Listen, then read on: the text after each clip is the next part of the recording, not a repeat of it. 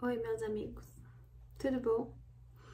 Se você tá aqui pela primeira vez, não esquece, deixa seu like, se inscreve no canal, vem fazer parte da família Imparcialmente Santista, dessa família de torcedores irritadíssimos que estão torcendo pro Santos neste momento. Caraca, meu Deus. Antes de mais nada, devo dizer que o meu código na Centauro está valendo IMP Santista e MP Santista. Tem alguns produtos da coleção do Charlie Brown, mas eles vão realmente soltar bastante ao longo desse mês. Então fiquem ligados porque, com o meu código na Centauro, vocês têm mais 10% aí dentro da coleção. Dentro de tudo da Centauro que for vendido e entregue pela Centauro, vocês conseguem colocar o meu código IMP Santista e MP Santista e ter mais 10% de desconto. Mas fiquem ligados no site da Centauro, que aí vão soltar legal a coleção do Charlie Brown pra todos vocês e todas vocês que quiserem comprar. Mas, nossa, gente, agora falando sobre o jogo, né? Confesso que, assim, acabou o jogo e eu tava gravando pra Globo, né? Que eu mando pra Globo primeiro antes de gravar pro meu canal. E quem não sabe, eu sou da Voz da Torcida da Globo, né? Um projeto de torcidas. Ok, sei lá, gente. Eu fiquei um tempo, assim, parada, fiquei um tempo muito pé da vida, sabe? Assim, muito irritada. Eu não sou de ser, tipo, extremamente clubista no sentido de arbitragem, vocês me conhecem, só que tá irritando, entendeu? Tá irritando porque, assim, a gente sabe da dificuldade do Santos de ter jogos melhores, de ter uma postura menos inofensiva, uma postura menos... uma postura menos apática, uma postura com um pouquinho mais de vontade de ganhar, de uma postura de vontade de se impor, uma postura, né? O Santos, ele vem com problemas pra ter postura, vem com problemas pra se impor numa partida, pra impor seu modelo de jogo, o que você quer com essa partida. E hoje, novamente, assim, o Bustos, ele faz um estilo de jogo que provavelmente o Santista não concorda. Ao que tudo indica, a gente vai jogar com o time misto no meio de semana. Então, por exemplo, não jogar sem os dois zagueiros no meio de semana, hoje no caso, ou na quinta-feira, o Bustos preferiu tirar um hoje e tirar um na quinta-feira. Então, provavelmente, ao que tudo indica, a gente não vai ver o Maicon na quinta-feira, o que vai ser extremamente terrível. Como eu falo pra vocês, eu não tô dentro do departamento médico. Pra mim, os melhores têm que jogar em todas as partidas. Mas se fosse eu, estaria todo mundo lascado e sem perna. Porque eu quero que os melhores joguem, porque a gente quer... Quando a gente tem os melhores em campo, a gente não vê um futebol exemplar. Imagina jogando com um time misto. O que dá bastante medo de pensar nesse Santos no meio de semana, que aliás é quinta-feira que vai jogar. E aí você começa um time que você já olha pela escalação, você tem lá a base do Santos, como a gente vem falando, são os dois zagueiros e as duas laterais. São uma base não no sentido de, nossa, aqui não falha, mas uma base que a gente sabe que vai acontecer. Então você tem os dois zagueiros, você já tira o Bauerman. Falhando ou não, já tendo falhado ou não, ele é um cara que, assim, não dá pra comparar o Bauerman com o Velasquez hoje. O Velasquez está muito abaixo do Bauerman. O Velasquez fez uma partida ruim. O Velasquez não fez uma partida boa esse ano. O Velasquez, desde que ele teve aquela lesão no ano passado, ele tem extremamente problemas pra se consolidar no time do Santos hoje. E a dupla Bauerman e Michael dá milhões de vezes mais certo do que jogar com o Velasquez. Então, você já tinha um cara na zaga que você sabia que você ia sofrer. Era óbvio que isso ia acontecer. E aí nas laterais... Um pequeno soluço barra roto, não sei o que aconteceu agora, mas eu vou continuar. E aí nas laterais você tem o Lucas Pires de um lado e você tem o Madison do outro. E aí basicamente ele coloca o que a gente sempre fala, uma confusão pra frente. Né? Porque em geral a gente não jogou com dois atacantes, a gente quase nunca joga com dois atacantes. Ele tá jogando com basicamente dois centroavantes, né? Beleza, mas a gente jogou com dois centroavantes, mas a gente jogou assim. Tá, ok, os dois lá na frente, não tem o que dizer, Marcos Leonardo e Léo Batistão estão jogando muito bem juntos. É uma dupla que ainda quando consegue vir com o Ângelo pela ponta direita, tá dando muito certo. É um ataque que tá fazendo sentido, bacana. E aí sobram as outras peças. Rodrigo Fernandes, ok, indiscutível hoje, né? Até ele faz uma partida muito boa, até fazer um pênalti super infantil. E aí na frente dele, Zanocelo, que fez aquela partida boa no Brasileiro, não conseguiu criar, realmente, porque o time do São Paulo é um time que polui muito o seu sistema no meio de campo. Então, ok, o Santos tinha que trazer mais peças para o meio de campo. E aí ele opta pelo Felipe Jonathan. E o Felipe Jonathan entra naquele livrinho que a gente viu de Marcos Guilherme, Camacho e Felipe Jonathan. Tipo, peças esquecidas que o Bustos traz para esse jogo. Ok. E aí o Felipe Jonathan meio que ele entra como um terceiro volante. Aí ele coloca o Julio como meio que um meia e coloca os dois atacantes lá na frente. Como se o Julio pudesse apoiar de um lado, o Felipe Jonathan pudesse apoiar de outro. Só que isso não deu certo, porque a gente teve basicamente um Maddison não conseguindo fazer uma boa partida, um Maddison que me dá muito medo, porque eu olho pro banco, às vezes eu nem vejo o Auro. Então, assim, a lateral direita do Santos é extremamente preocupante. A lateral direita, principalmente porque um Auro, que é um cara que chega, nem foi utilizado, até vocês me corrijam, mas eu acho que ele nem foi utilizado com o Bustos ainda. É um cara que tem aquela questão da lesão no pubis. O Maddison, a gente sabe que nunca foi um lateral tão defensivo, ele é um lateral mais ofensivo. E ele até fez, acho que foi no segundo tempo, foi no segundo tempo, um bom cruzamento que ele faz, se não me engano, acho que acaba no pé do Marcos Leonardo. O Maddison, ele é mais ofensivo, não tava numa boa noite hoje, assim como o Velasquez. Então, assim, são dois jogadores que a gente já imaginaria que, assim, o Maddison, ele é meio irregular, às vezes inconstante, mas ele não vinha em jogos tão ruins assim. Ele não estava sendo um cara que você olha e fala, nossa, o Maddison realmente é o cara que tá deixando o Santos tomar gols. Ele tá sendo prejudicial, efetivamente, pontual e individual. O Maddison não tava sendo assim, né? Tanto que a gente prefere 1000 vezes jogar com o Maddison do que com o Auro ou com qualquer outro lateral que a gente nem tem. E aí, esse ataque que ele faz, acho que todo mundo tá falando, putz, né, o Ângelo não vai jogar, o que será que ele vai fazer? Vai colocar o Braga? Vai colocar o Lucas Barbosa? Vai colocar o Pirani? Não, ele traz de volta o Felipe Jonathan, que faz uma partida apagada. Por mais que no primeiro tempo dê um ou outro chute, cara, é um jogador que não tá nessa sintonia, não conseguiu fazer uma boa partida hoje. E aí você tem um time que, ok, a zaga, como eu falei, o Velasquez foi muito mal, o Michael que foi bem, o João Paulo que foi bem. As laterais, pra mim, eu gosto da postura do Lucas Pires, sim. Eu acho até, como eu falei no vídeo pra vocês, que o Lucas Pires ali, quando teve aquele lateral que foi meio estranho e tal, talvez falta um pouco de maturidade pra levantar a cabeça e segurar. E segurar não, levantar a cabeça e continuar essa jogada. Vocês lembram muitas vezes quando nos pênaltis, que a gente sempre reclamava, lembra do Vanderlei levantando a mão?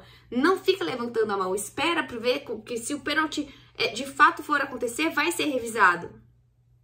Esse é um ponto que eu gostaria de trazer, mas ainda vai esperar um pouquinho.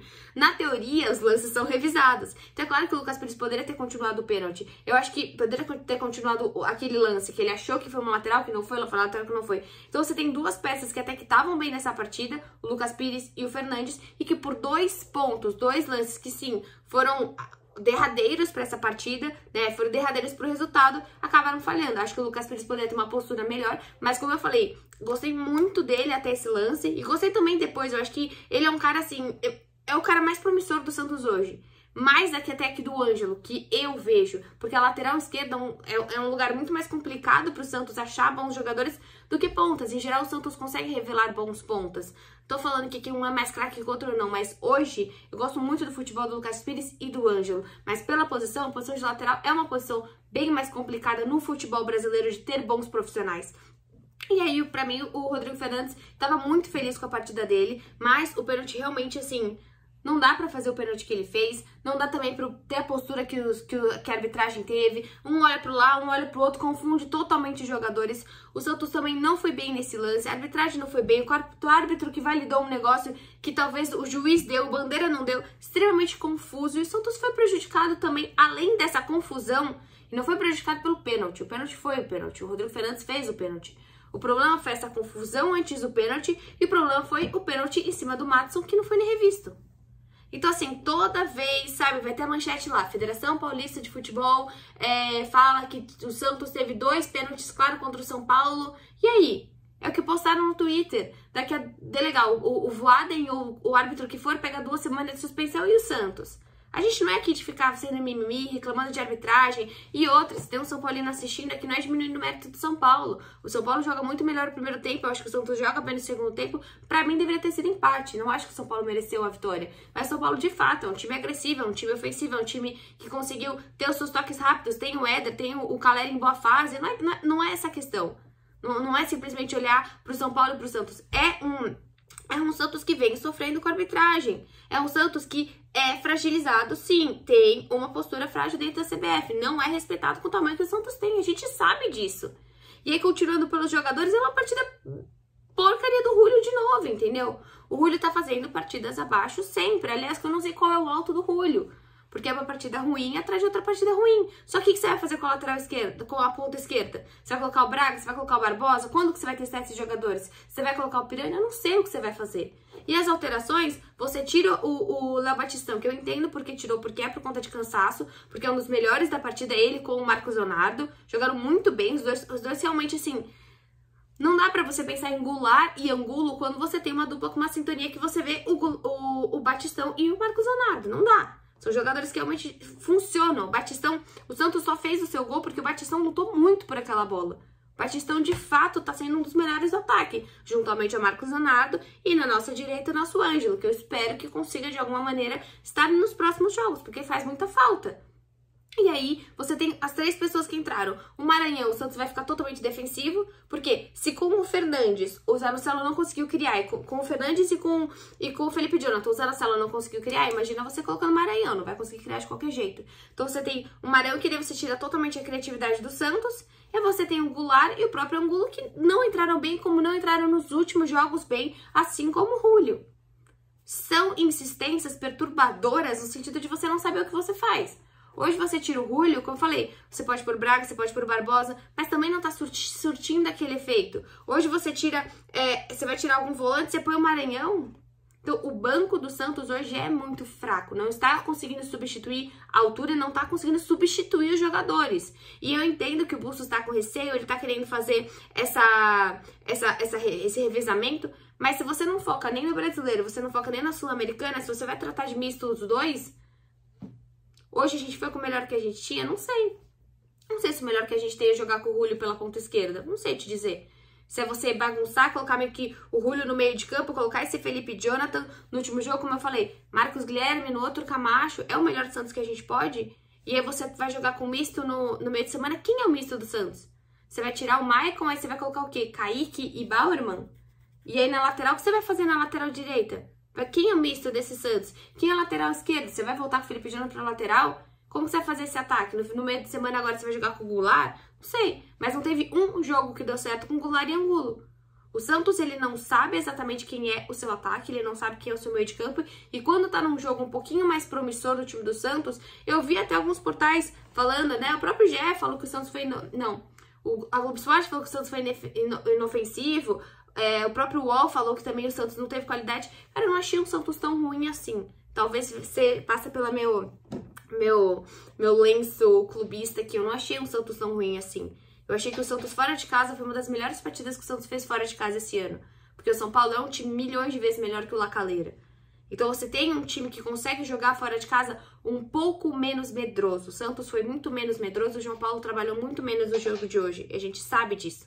Tem algumas peças, por exemplo, se não fosse a porcaria do pênalti, o Rodrigo Fernandes teria feito uma partida muito boa, fora de casa contra o rival com o estádio cheio. Então, assim, não é de todo mal, mas o Santista está irritado. E isso mostra mais uma vez, porque daí o que acontece? Por que, sendo bem sincera, por que você vê às vezes o Rueda tendo atitudes super pesadas com a imprensa, como que aconteceu com o UOL e tudo? Porque o Santos se sente fragilizado e tá na postura do Rueda querer dar alguma resposta.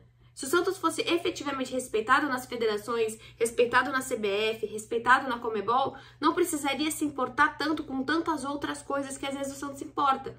Só que é tanta fragilidade que o Santos precisa mostrar que tá lá. E foi o que aconteceu que a gente tá vendo nos últimos meses. Então, assim, não foi um jogo de todo mal, não. Sabe, eu acho que muito boa partida do Marcos Leonardo, muito boa partida do Batistão. Até o que aconteceu, a confusão, o Pires e o Rodrigo Fernandes estavam jogando uma partidas bem decentes, bem regulares, sim. Não é pra jogar tudo fora, mas o Julio não dá, o Angulo não entra bem, o Goulart não entra bem, o Maranhão não entra bem. São jogadores que a gente já sabe que não estão surtindo efeito nesse time do Santos. Dá raiva, dá muita raiva. Concordo. Eu acho que...